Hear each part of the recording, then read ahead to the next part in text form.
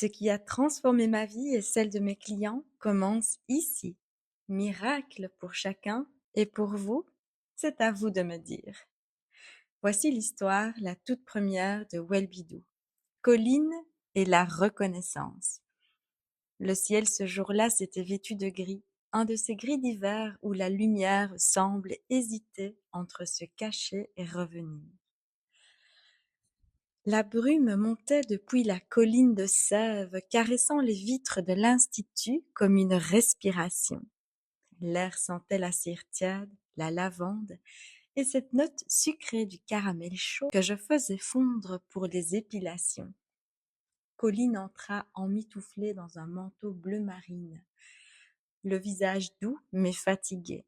Ses yeux cherchaient quelque chose, peut-être du réconfort, peut-être la permission d'y croire encore. Elle venait pour une épilation, un soin comme tant d'autres. Mais j'avais déjà appris que rien n'était jamais anodin quand le cœur est prêt. Je lui proposais, comme souvent à cette époque, d'expérimenter un protocole personnel, un soin du corps relié à la loi de l'intention. Je lui expliquais calmement que pendant que mes mains œuvraient sur sa peau, nous allions laisser nos âmes parler. « Quel est ton souhait le plus cher ?» lui demandai-je. Elle marqua un silence. Ses mains se tordirent légèrement sur le drap, sa voix presque un souffle finit par glisser. La reconnaissance de mon patron. Je levai les yeux vers elle. Depuis combien de temps travailles-tu avec lui? 10 ans. 10 ans et jamais un merci. Son regard tremblait d'émotions contenues.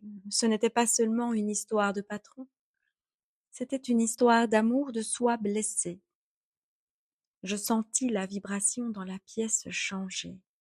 L'air s'épaissit, les sons se firent plus feutrés, comme si le temps retenait sa respiration. Je savais déjà que nous n'étions plus seuls. Quand je travaille ainsi, je sens les mots venir, les images, les messages subtils, comme si un fil invisible se tissait entre le visible et l'invisible. Et toi, Colline, fais-tu du bon travail? Elle hésita. Je pense. Je souris doucement. Tu penses? Essaye encore.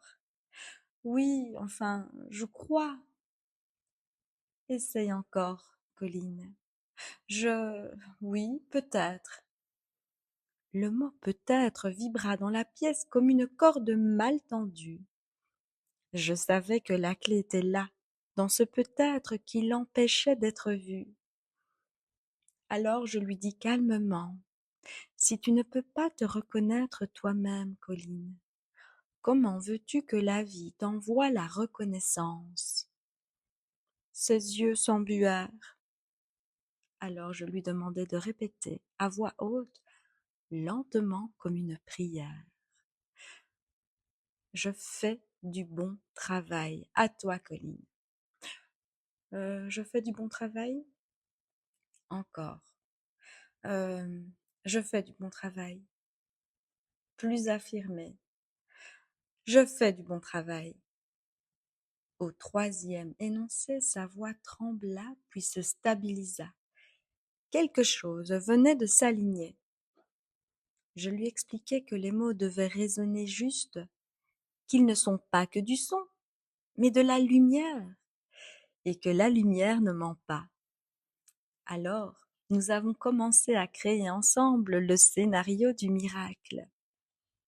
Je lui ai demandé, quand tu dis reconnaissance, à quoi penses-tu? Comment veux-tu qu'elle se manifeste? Elle réfléchit longuement.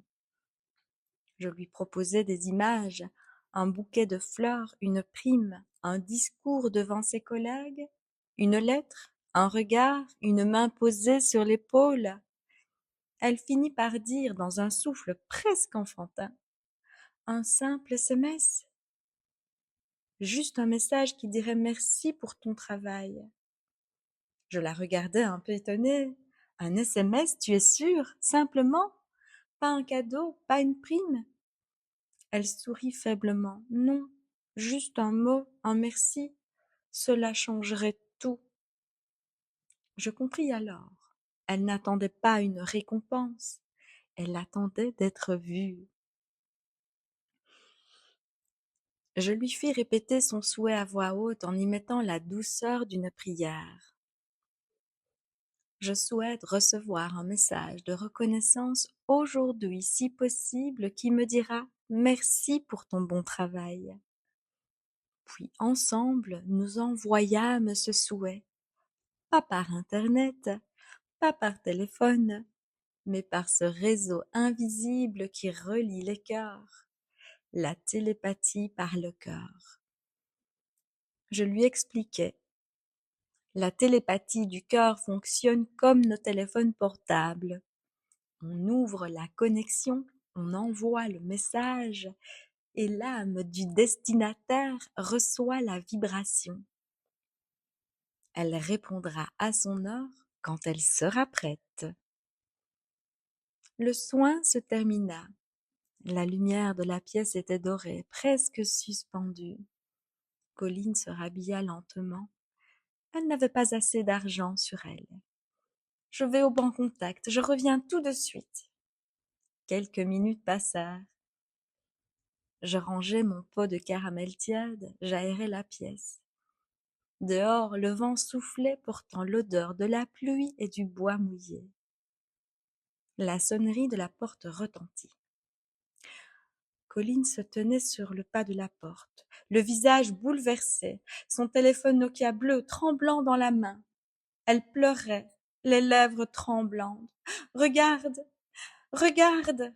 Je crus d'abord à une mauvaise nouvelle, et puis en l'observant, ses yeux brillaient d'une joie impossible à feindre. « 10 pages !» cria-t-elle en sanglotant. Elle me tendit l'écran. Un long message grisé, découpé en 10 fragments comme à l'époque des anciens portables. Elle essayait de lire entre ses larmes.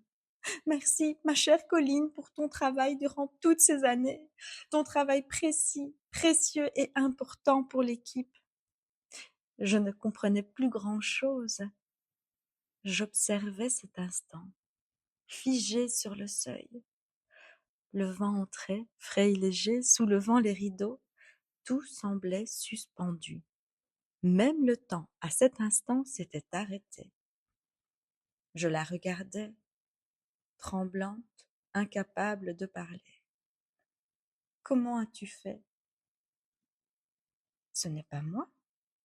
Je sentais dans l'air une sorte d'électricité douce, comme une réponse venue d'un autre plan. Elle pleurait de joie, moi aussi. Quand elle partit, je restai longtemps debout dans l'entrebâillement de la porte, à écouter le silence. Je n'étais pas seulement témoin d'un miracle, je venais d'en vivre un. Ce soir-là, en rentrant chez moi, j'étais partagée entre gratitude et vertige. L'esprit scientifique en moi cherchait une explication rationnelle. Mais mon cœur savait. Je consultai ma mère, mon repère, mon médecin de l'âme. Elle me regarda simplement et dit « Laisse faire la vie, ma fille. Ce n'est pas toi qui as fait ce miracle.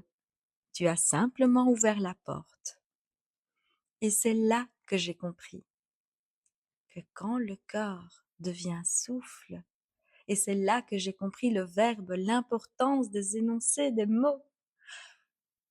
Quand les mots sont dits avec le cœur, ils deviennent souffle, et le souffle, quand il est offert avec amour, devient vie. Et toi, que crois-tu qu'il s'est passé ce jour-là? Une coïncidence? Un champ d'énergie? Je t'invite à noter ce que tu ressens. La vérité se révèle à celui qui ose la vivre. Géraldine by Welbidou. Si vous souhaitez vous aussi intégrer ces outils dans votre vie, j'ai créé une formation digitale complète qui vous guide pas à pas.